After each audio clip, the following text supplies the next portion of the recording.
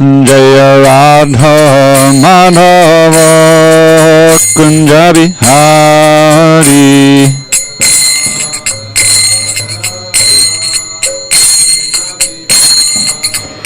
Jaya Radha Madhava Kunja Bihari.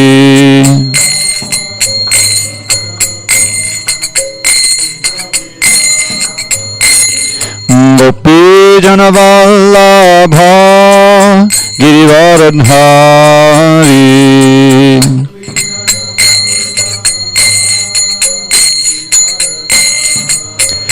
Jaya Gopi Jana Vallabha Girivaradhari.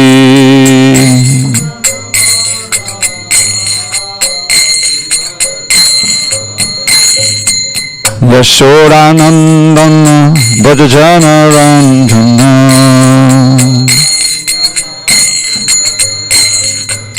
Yashodanandana Bhajana Ranjana.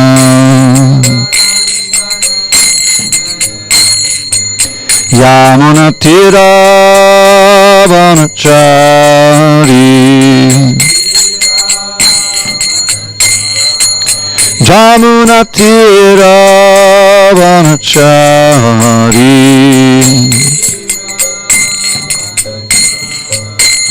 Jaya Radha Madhava Kunja Bihari.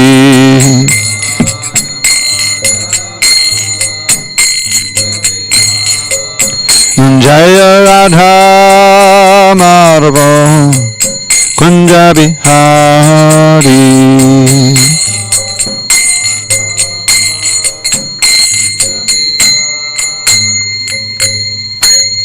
Jai Mr. Pad Paramahamsa, Parajikacharya Astotar Tadashi Shrimad Divine Grace, Srila A.C. Bhaktivedanta Swami Prabhupada Ki Jai. ISKCON BBT Founder Acharya Srila Prabhupada Ki Jai.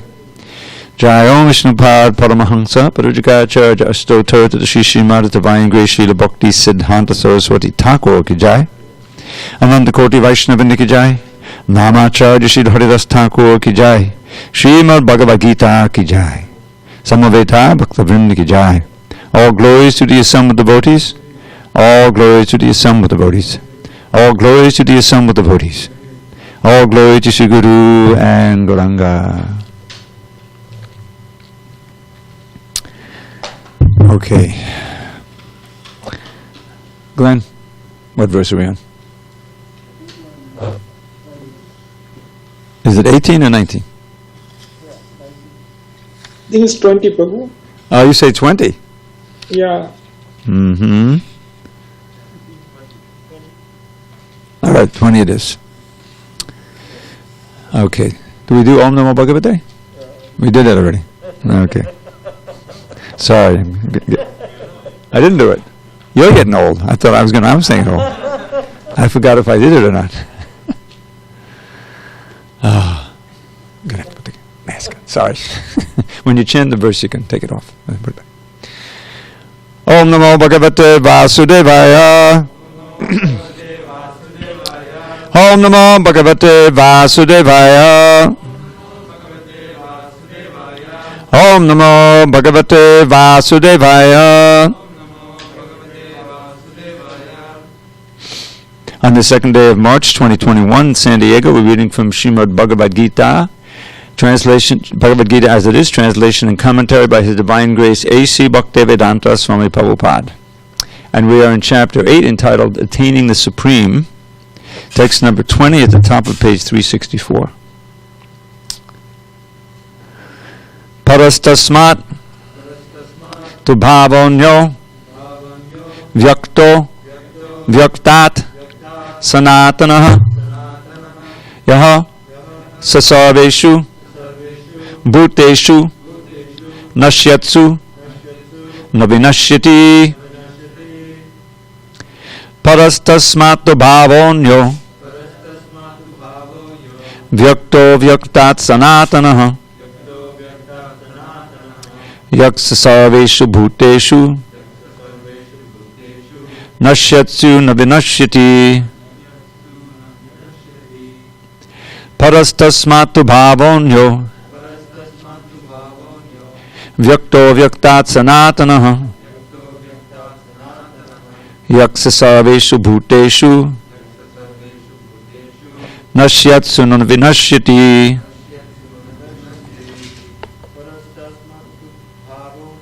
Parastasmatu bhavonyo vyakto vyaktat sanatanaha yaksa sarveshu bhuteshu nashyatsu na vinashyati. Parastasmatu bhavonyo vyakto vyaktat sanatanaha yaksa sarveshu bhuteshu nashyatsu na vinashyati. Parastasmatu bhavonyo vyakto vyaktat sanatanaha yaksa sarveshu bhuteshu nashyatsu na vinashyati. Parastasmatu bhavonyo vyakto vyaktat sanatanaha yaksa sarveshu bhuteshu nashyatsu na vinashyati. Dhanuvari. Parasmatu bhavonyo Parastasmat, no, one line at a time. Parastasmatu bhavonyo. Now, go. bhavonyo vyakto vyakta sanatanaha Vyakto vyaktat sanatanaha yaha sa sarvesu one more word. yasa sarvesu bhuteshu Yaksa sarveshu bhuteshu nasyastu na vinashyati. nashyatsu na vinashyati. Do you want to try? Thank you.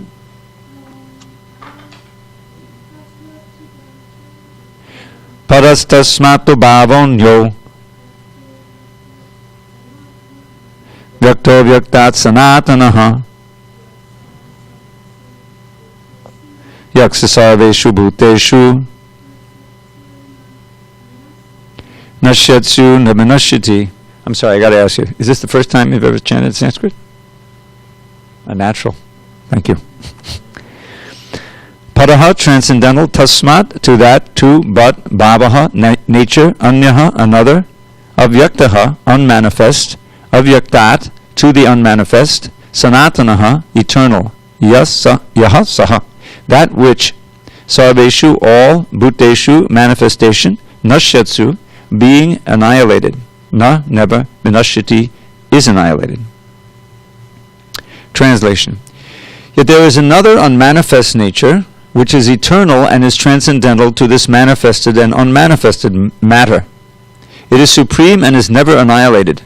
When all in this world is annihilated, that part remains as it is. Purport. Krishna's superior spiritual energy is transcendental and eternal. It is beyond all the changes of material nature, which is manifest and annihilated during the days and nights of Brahma. Krishna's superior energy is completely opposite in quality to material nature. Superior and inferior nature are explained in the 7th chapter. Om Jnana Timarandasya Jnanandana Shalakaya Chakshurun Milatam Mena Tasmai Shri Gurave Namaha. I was born in the darkest of ignorance, but my spiritual master Srila Prabhupada opened my eyes with the torchlight of knowledge. I offer my humble obeisance unto him and to all members of Sri Parampara, the disciplic succession. So this was another favorite of Srila Prabhupada's, quoting this verse. And again, looking in context, we've been, since text 16 of this chapter, where Krishna said that from Brahma's realm down to the lower planets are always places of return. Means that no matter, you may live a very long time, as Brahma does, but if you're not completely Krishna conscious, if you're still attached to something in this world, you're going to come back again. He calls it places of return, meaning you return to this world of birth and death. And then he goes on, and having introduced Brahma, he starts describing the days and nights of Brahma. Okay. for extra credit. How long is a day of Brahma, meaning 24 hours, in Earth years? You have to belt it out. 8? Did you say 8? 8 billion, 640 million years. Yeah. That's a long time, just for one day. And so he lives 30 of those days in a month, 12 months in a year, and 100 years, and it comes to a total of, for extra credit, Prakash. No. Ravi, you know? Have you put? Huh? No, you're way short. 311 trillion and 40 billion. That's his lifetime. But after that, now Brahma, especially our Brahma, is going back to Godhead. He's the head of our Sampradaya. But there's millions and trillions of universes and millions and trillions of Brahmas, and some live longer, some live shorter than ours. Actually, ours is one of the smallest Brahmas. He only has 4 heads. That's a pittance compared to some of the other Brahmas who live much longer.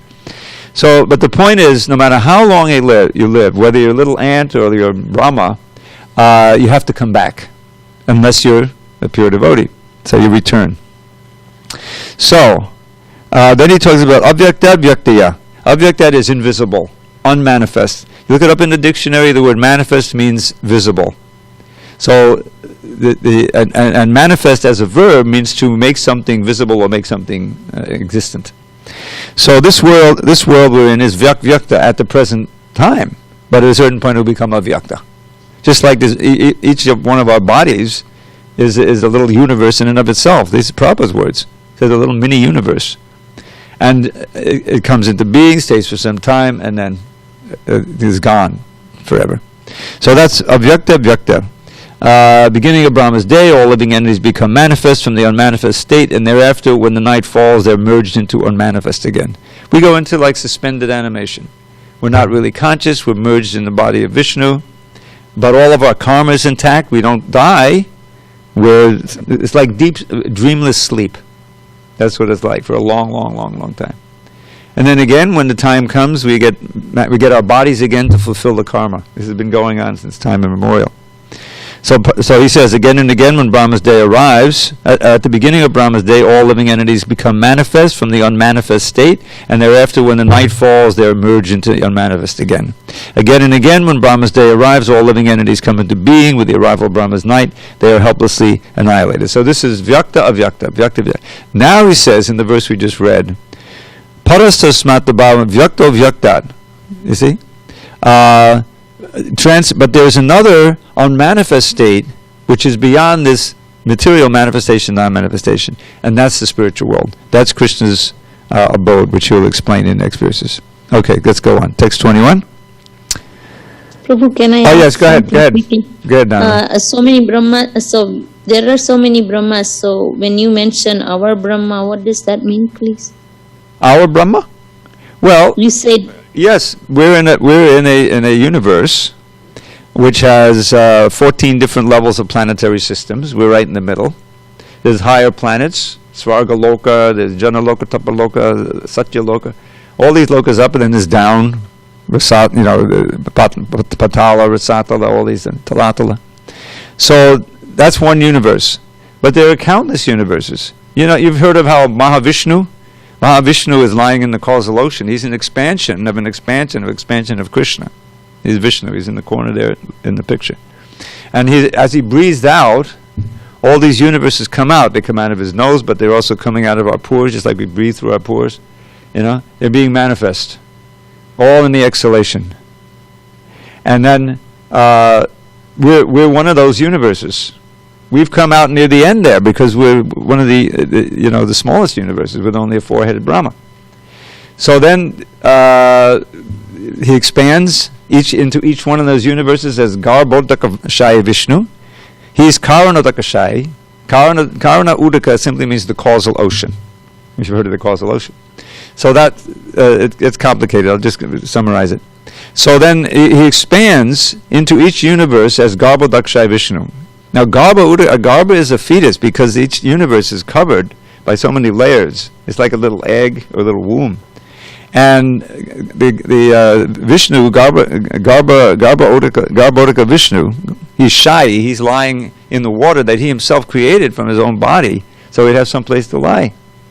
And then, who knows, for extra credit, how does the planets get manifest? You remember, how does Brahma come into being? Mike, you know this one. From the lotus growing from the navel of that Garbha Vishnu. So he's self-born. He's known as Ajja. He doesn't have an ordinary father and mother. So, let's make a long story short, there's a further expansion of Chirodaka Vishnu. There's all these udakas, these different seas or oceans. Ocean of milk. He's lying on Dhruvaloka, or the pole star. There's a Vaikuntha planet within this universe, and there's the ocean of milk, and there's lying on Sheshanak is Chirodaka Vishnu, and he expands into every atom and every heart as the super soul. So in this way, the universes are manifested, and they're created, maintained, and ultimately destroyed. It's a long story. Each universe goes on like that. So each universe has its own Brahma. So that's why I say there's many Brahmas, and we have our own Brahma. He happens to be only 4 heads. There's a whole pastime I won't get into, where one time he went to visit Krishna, and he was announced as, "Oh, Brahma's here," and the word came back, "Well, which Brahma? Which Brahma? I thought I was the only Brahma." So when he went inside, he bowed down and he said, "Before I ask you my business, what is this business about many Brahmas? Which Brahma? Am I the only Brahma?" So Krishna smiled, and he called by his mystic power all the other Brahmas from all the other universes. They didn't know they couldn't see the other Brahmas, and they all offered their obeisances, and it was a huge tumult of all their crowns hitting, because they have Brahmas with 8, 10, 100,000 heads.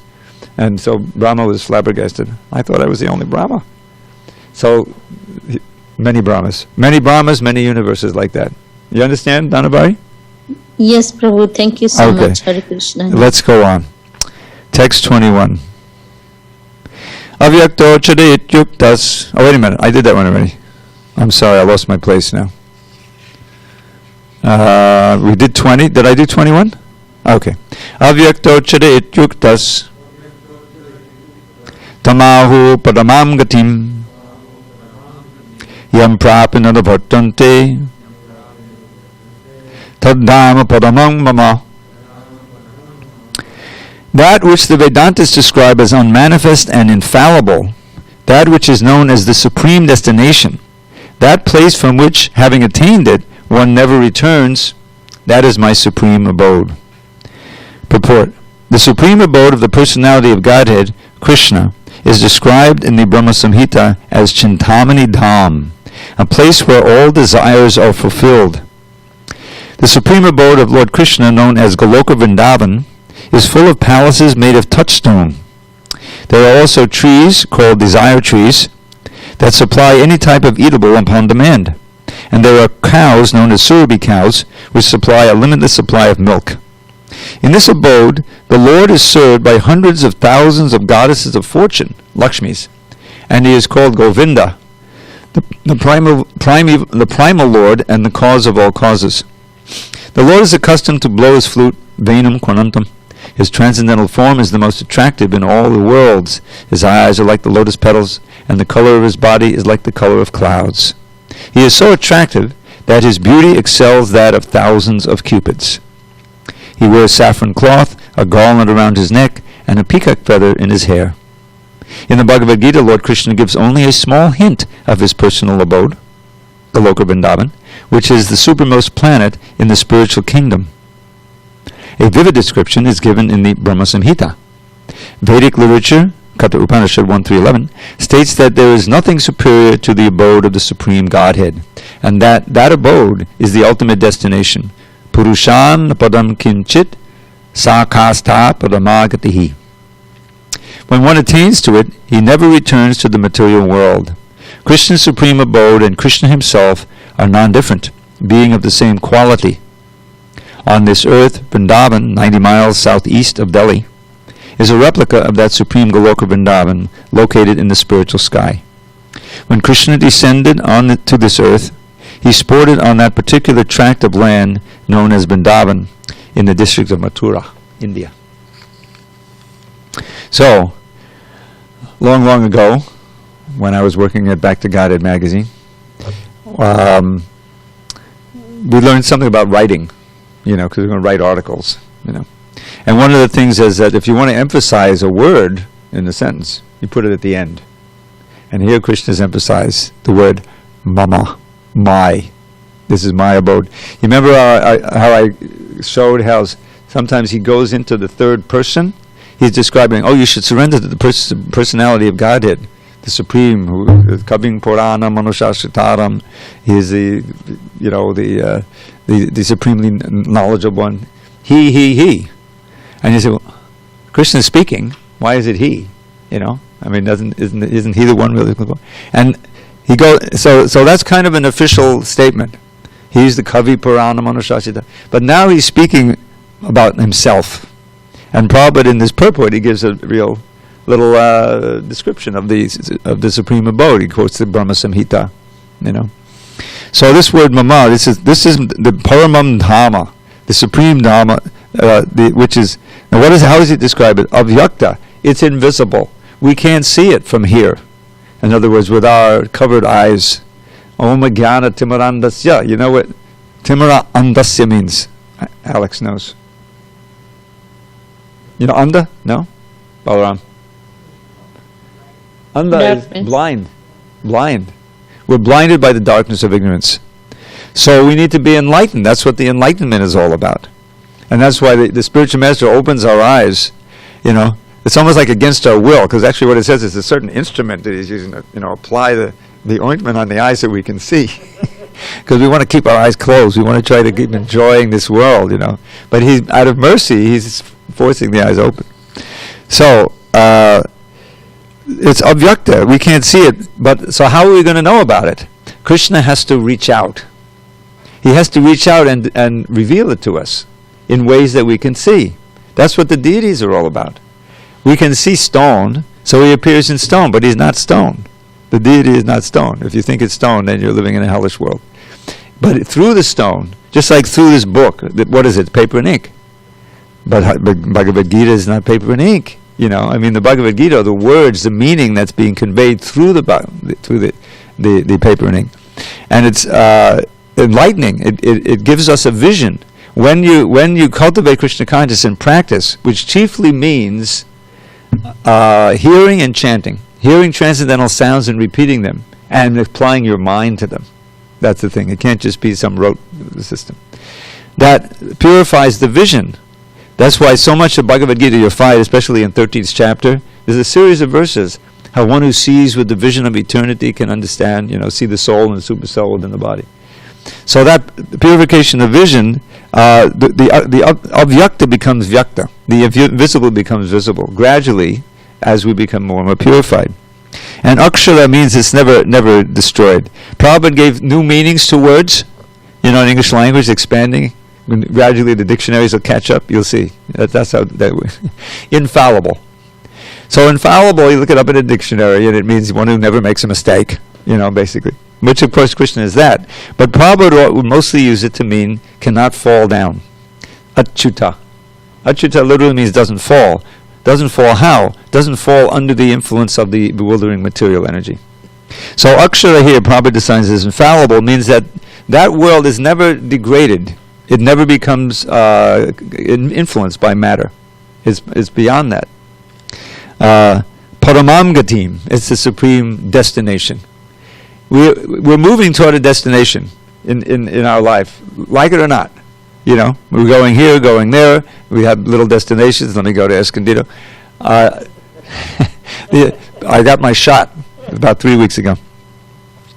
And anyway, it was a lot of confusion. But I ended up, they gave me an address on Vine Avenue to go to. And all I knew about this neighborhood health place, where you get it, is it's up in Escondido. So I took out my trusty, from 1991 or something, when this app came out. What is it called? Streets and Trips. It's an old app. I don't have GPS. And I looked up Vine Street in Escondido, and there it was. And I said, oh, that's near where all the other places are, because I see on the map that's where they have their complex, you know. So I drove all the way up there to have my, you know, like, I'm on Vine Street. I can't find the address. I called them up and said, oh, no, it's in Lakeview, which is like 50 miles away, you know. Thanks a lot. So we're always going to some destination. But the destination we're going to on the material plane is very condemned. What's the destination of this body? You know, the body that we're so solicitous over. You know, we keep it comfortable, make sure it's not too warm, not too cold, make sure it's well fed, try to keep it healthy, you know. But what's the ultimate destination? You know, it's going to become, in India they burn, it becomes ash, it becomes dirt, it becomes the stool of an animal. In other words, it's not very glorious. You know, it's so we keep getting destinations. The soul is moving. Always. In this world, you know what is called Bhavasagra. You've heard that before? Alex? Bhavasagra, what does it mean? Not yet. Of becoming. Change. Bhava merely means change. And the changes are basically four. Birth, old age, disease, and death. But you don't die. You don't go through any changes. The soul does not change. You look up in the second chapter, that's one of the qualities. So we're going, but because we're identifying with the body, we keep changing. So we have our destination, if you will, for this body is death, and then it doesn't exist anymore. So there's all kinds of, but here's the Paramam Gatim, the supreme destination. Once going there, you never have to leave. Have you noticed in every situation that you're in this material world, you always have to leave eventually? You know, I don't want to leave. Yes, you got to leave. You didn't pay the rent. We're all going to be evicted from this body at one time. You have to leave. You have to go. So the spiritual world is that place where you're back home, back to Godhead. A home is a place where you don't never have to leave. And you're always happy and satisfied. This is home, right? You can't, it's not, and on the material plane, you can't have that. It's just an illusion. It's a cruel illusion. This is one of Maya's tricks. Oh, now I'm secure, you know. I've got my family, I've got my bank balance, I've got my insurance, you know, and I've got my health, you know. You got everything. It's just an illusion. There's no security here. You have to keep moving. It's the ocean of moving. Bhavasagra. So this is Param Gatim, and as Krishna says, Yam Prapin Anavartante. Once going there, you never have to come back. You never have to leave. That is my supreme abode. So we should say, oh, how can I get there? Prabhupada is describing it. It's not a place where there's, you know, of undifferentiated, nirvishesha. Every day, you know, those who join the Hare Krishnas, or you learn Prabhupada's pranam mantra, right? Namo Vishnu Padaya Krishna Prestaya Bhutale Srimati Bhaktivedanta Swami Niti Namane Namaste Saraswate Deve Gauravani Pacharini Nirvishesha Shunyavadi Paschata Deshatari. That Nirvishesha Shunyavadi Paschata Deshatarine. Tarine is a word that means to deliver. I can't resist. This is the origin of the word nectar. Nectar is an English word, right? In fact, they talk about the nectar in flowers and nectar. Nectar is made of two words. It has a Greek origin. Nek is the origin of the word death in Greece. Necromancy. Necrotic, when you have a circulation problem and part of your, flesh dies, necrophilia. I mean, it's death. So nek is death, and tar, we know that word, tarine. Tarine means to deliver. The same word in Sanskrit is the origin of the Greek word, delivering from death. So nectar in English means amrita in Sanskrit, the same word. Amrita means no death. So here the word is, in Prabhupada's pranam mantra, tarine, he's delivering us from nirvishesha shunyavadi paschata deshatara, the western lands, because he wrote that, he was in New York. He really didn't foresee, at least it didn't show, how he was going to be a worldwide thing. So he said, okay, because that was his unique quality at that time. He was the only one who really came all the way to the west, right in the middle of Western civilization and Lechadesh, and tried to save the lowest people. And he succeeded. So we need to be delivered from this ocean of birth and death. And what we're doing now is doing that. By following the process of bhakti, hearing about Krishna, becoming attracted to go to the spiritual world. That's what this purport is all about. So Prabhupada quotes from the Brahma-Samhita. So the Brahma-Samhita is one of the two books that Lord Chaitanya brought back from South India when he went on his South India tour. One was the Krishna Karnamrita, and the other was the Brahma-Samhita. And Brahma-Samhita is highly beloved. He made that current amongst all the Gaudiya Vaishnavas. Became famous, because Lord Chaitanya was authorizing it. So the Brahma-Samhita gives a description. Now it's only one chapter in the Krishna's, apparently, chapter 5. I don't know if the other chapters are extant or not, but it's complete in and of itself. So it starts out, Ishvara Parama Krishna. That in itself is a very, very important fact to understand. The supreme controller, which is the definition for God, is Krishna. That's not a given. Some people think it's somebody else. Some people think there's no God, But so Brahma, in his realization, he's had all this revealed to him. Ishvara Parama Satchidananda Vigraha. He's not formless. Vigraha means form. He has a form, a delightful form, which he describes later in the book, which is made of eternity, bliss, and knowledge. In other words, compare it to our forms. Not eternal, that's for sure. Full of bliss, Maybe sometimes you feel a little pleasure, but certainly you can't say you're always blissful. And what about knowledge? A little bit here and there, we certainly aren't full of all knowledge, so transcendental body. Anadir Adir. We hear that every morning when Maharaj stands up to go. Anadir Adir. He doesn't have a beginning. He's beginningless, but he's the beginning of everything. And he's Govinda. He's full of pastimes. He's not some official form, to create. He's a cowherd boy, a pleaser of the senses and the cows. Vrindavan. Sarva Karana Karanam. This is the definition of God given by Thomas Aquinas. He was a great philosopher. He figured there has to be an uncaused cause. That uncaused cause is God. He didn't get much past that. But that's the definition. That Krishna has no cause, but he causes everything. And therefore he's supreme. And then he goes on, when he finally gets to his the Samhita part, the Govinda prayers, as we say. Prabhupada quotes a little bit. Chindamani pakata sanmasakalpa vriksha lakshavati susudabhira vipalayantam lakshmi sahasrashata sambrama sevyamanam govindamari purusham tamaham bhajami. We hear some of these every morning, right? Govindam Adi Purusha. So this is a description of the spiritual world coming down to us. Chindamani. So Prabhupada would give new meanings to word like infallible, touchstone. Touchstone, look it up in the dictionary. It's the stone that the people who sell gold use to check if you're trying to cheat them. You hit the touchstone, the gold on the touchstone, and it produces a little mark, and you can tell from there, like that. Touchstone means, and Prabhupada, I heard him. He said it's the famous philosopher's stone. That's what he's talking about. In other words, that which touches anything, it becomes gold.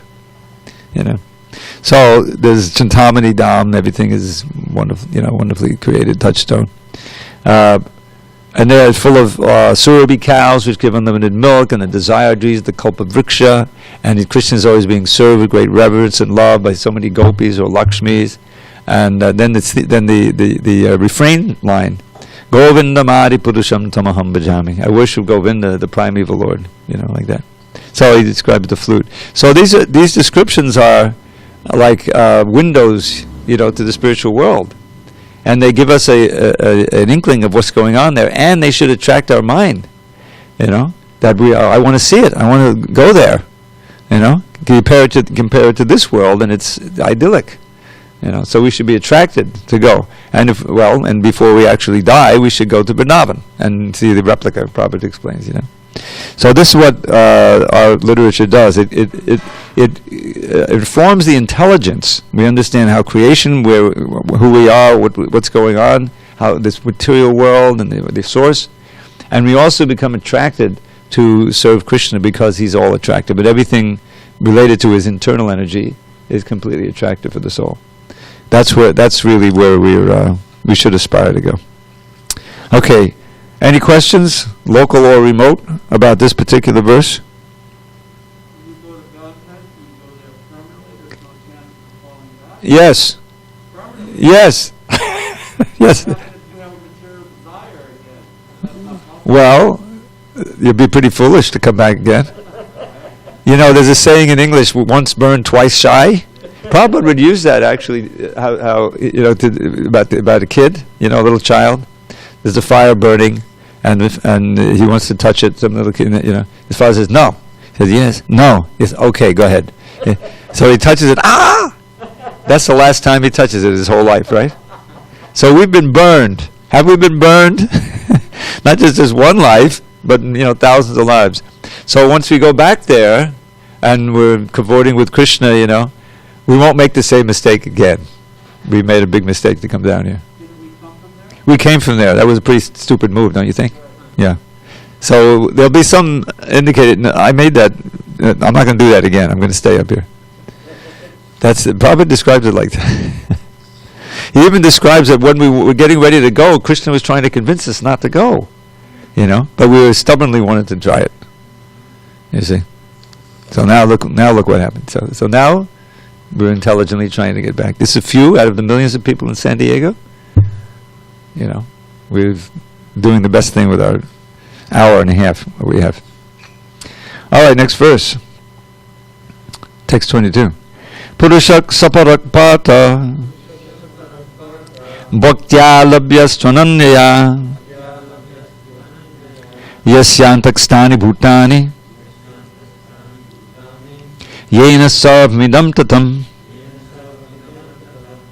The Supreme Personality of Godhead, who is greater than all, is attained by unalloyed devotion.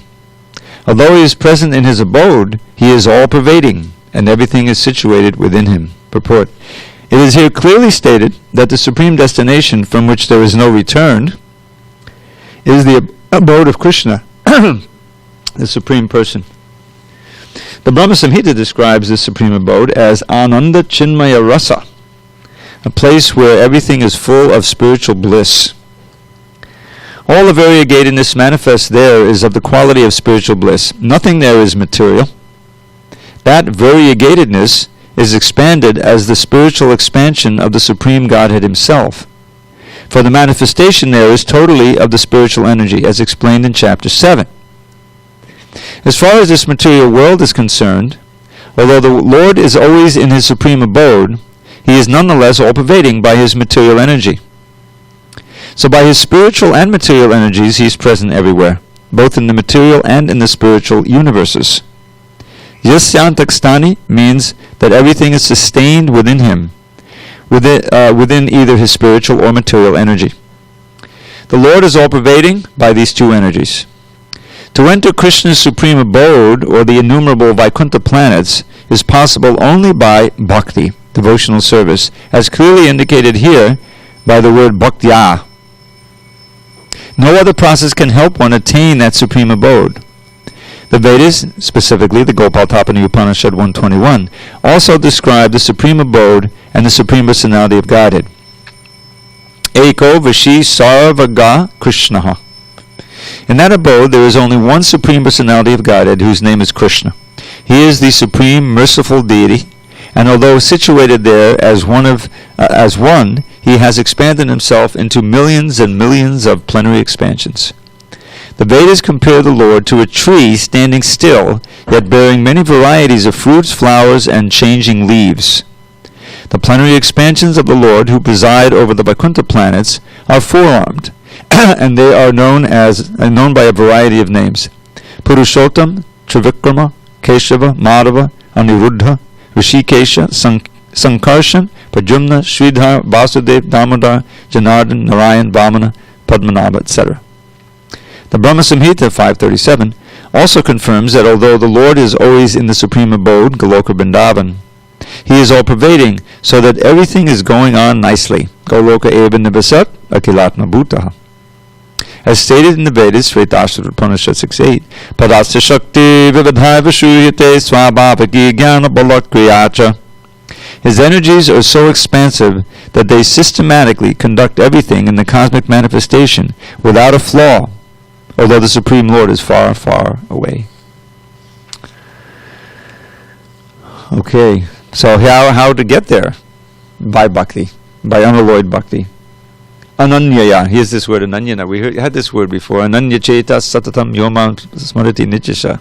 Earlier we said, the Krishna said, for those who are always remembering me, I'm easy to attain. But it's not so easy to get to the point of always remembering him. But once you get to that point, it's very easy. So, attainable by unalloyed devotion, although he is present in his abode, he is all-pervading and everything is situated within him. So this state of seeing the Lord everywhere, in every perception that we have. You remember the 7th chapter kind of introduced us to that concept, because how are we going to go and to the Himalayas and sit alone in a sacred place? This is chapter 6. Control the breathing and fix the mind, which is our worst enemy. We're living on the worst enemy, but you're controlling it. Trying anyway. Arjuna said it's impossible. The mind is like the raging wind. I don't see how I control it. Krishna. So yeah, you can do it by practicing. So Arjuna was not very optimistic. He said, "What happens if I fail?" That's okay.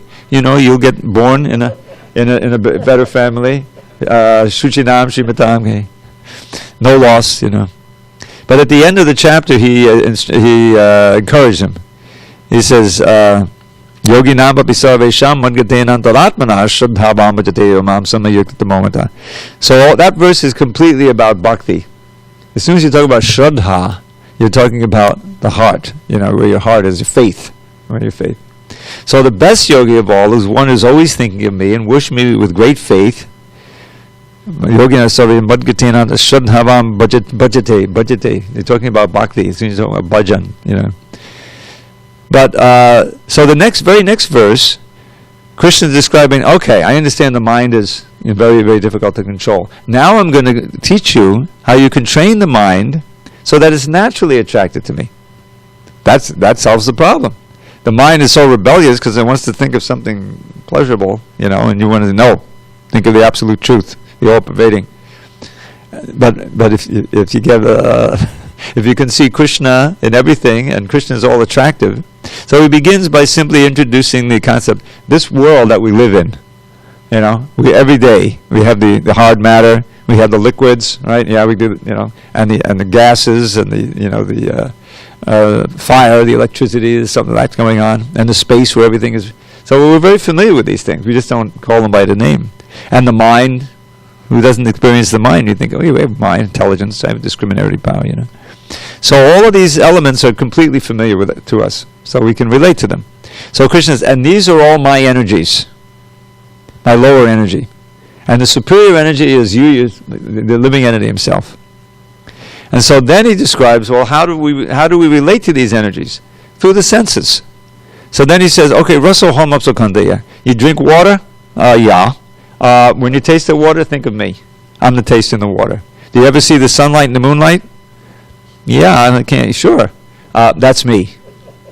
Okay, now I'm thinking when I see the light. You ever smell anything? Fragrance? That's me. Any sound you hear? He doesn't even say the holy name. Just the sound? Any sound? All the time. That's me. In other words, if you can connect your daily experiences to Krishna, you're starting to be Krishna conscious. Seeing him everywhere. He really is everywhere. But we're just so covered that we're forgetting him while experiencing all these things in his energies. We're living in his energies. So that's what described here. First of all, the key information here is that we have to develop that bhakti. We have to develop that loving devotion. Ananya means exclusive, to go to that. That's the ticket. I wrote a little poem. This painting. This is for paintings. A calendar we put out in 2004, and so they asked me to do the caption. I said, well, let me see if I can write some poems about these paintings. So this is a painting. Some of you may have seen. If not, you can just visualize it. Krishna's out in the forest, and there's a beautiful little bird on his arm, and there's, I think, a deer in front of him. There's a little cow, And it's an idyllic scene. He's sitting there, beautifully, dressed, lotus eyes, everything. So that's the scene. The sweetness of Sri Krishna's form beguiles. Still sweeter is his face, like autumn moon. But sweeter than the sweetest is his smile, whose luscious beauty makes the gopis swoon. Govinda's beauty captivates the doves, the swans, the deer, the cows, and every tree. Indeed, in Braja, every creature loves Sri Krishna and is drowned in ecstasy. That all-enchanting land is paradise, our home where we may dwell eternally.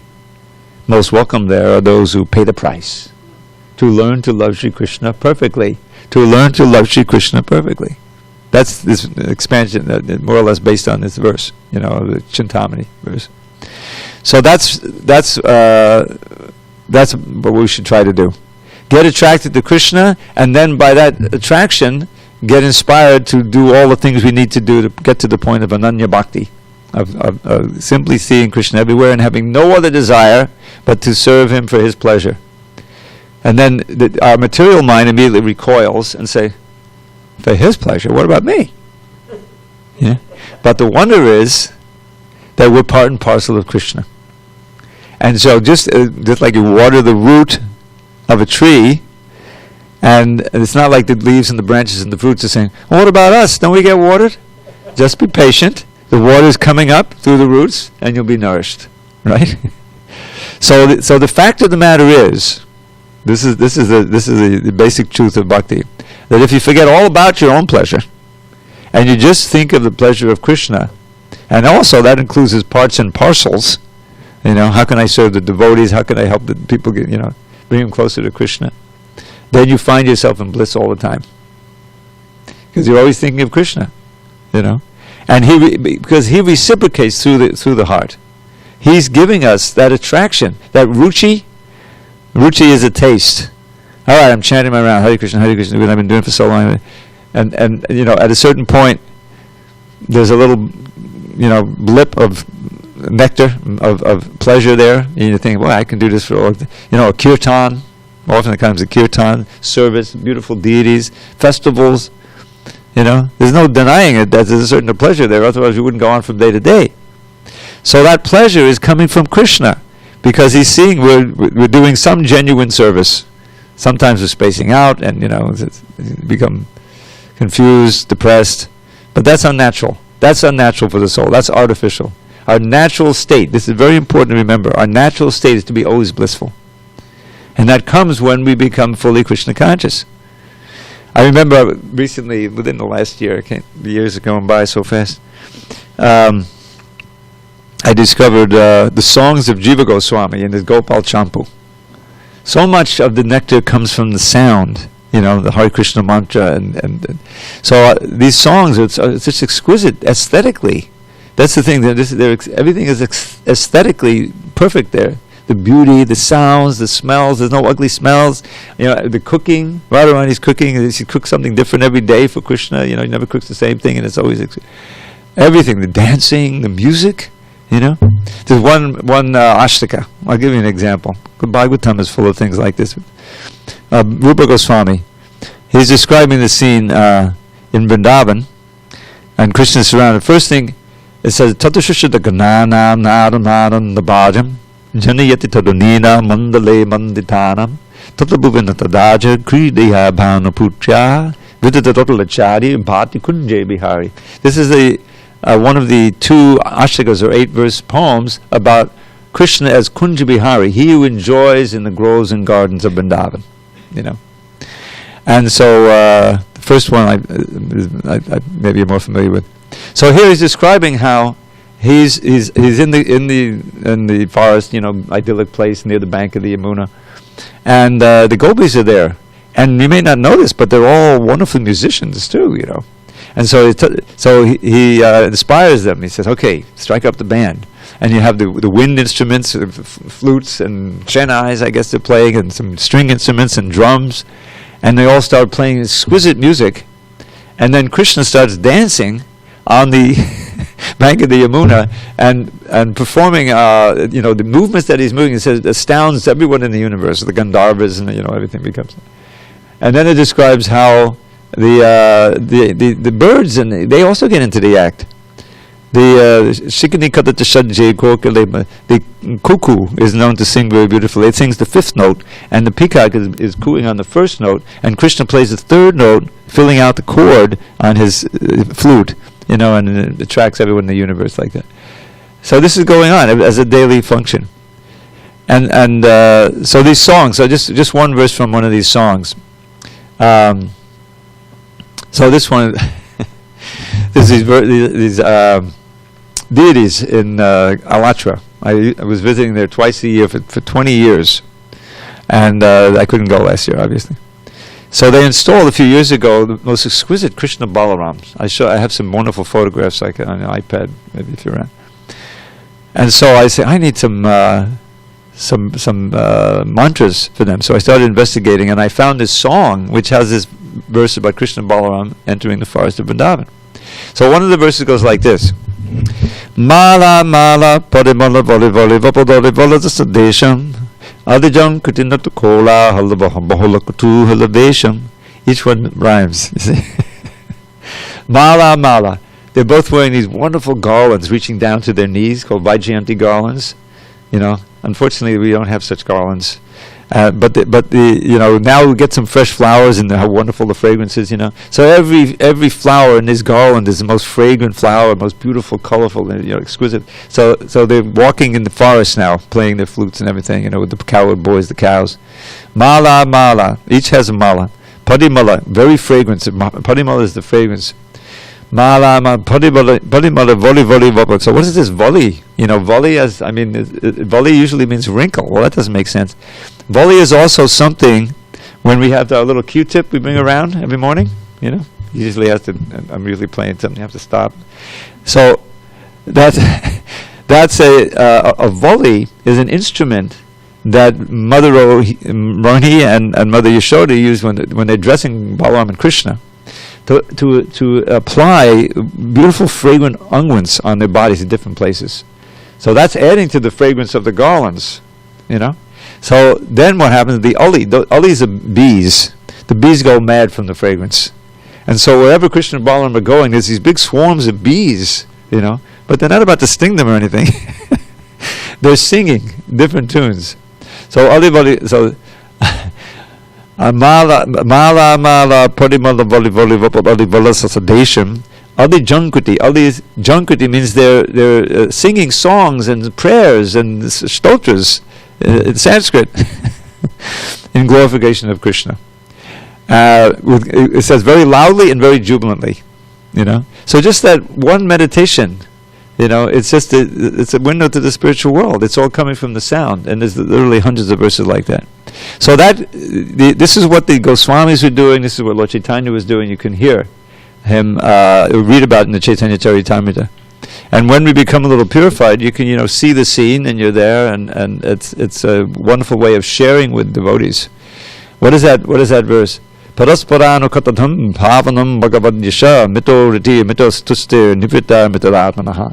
The devotees gather together, parasparam, and mutually they're glorifying Krishna, the all purifying fame of the Supreme Lord. Bhavanam Bhagavad Gita. And what's the result? They develop wonderful relationships with each other. Mutual satisfaction by glorifying together. And they mutually nourish their detachment from Maya, from the illusion, which is what keeps us bound here. This is what this is why it's a society of Krishna consciousness, ISKCON society. I got carried away. There's not really much time. Dhanavari, if you had a question, you'll have to hold it to tomorrow. Okay? All glory to Prabhupada. Hare Krishna. Hare Krishna.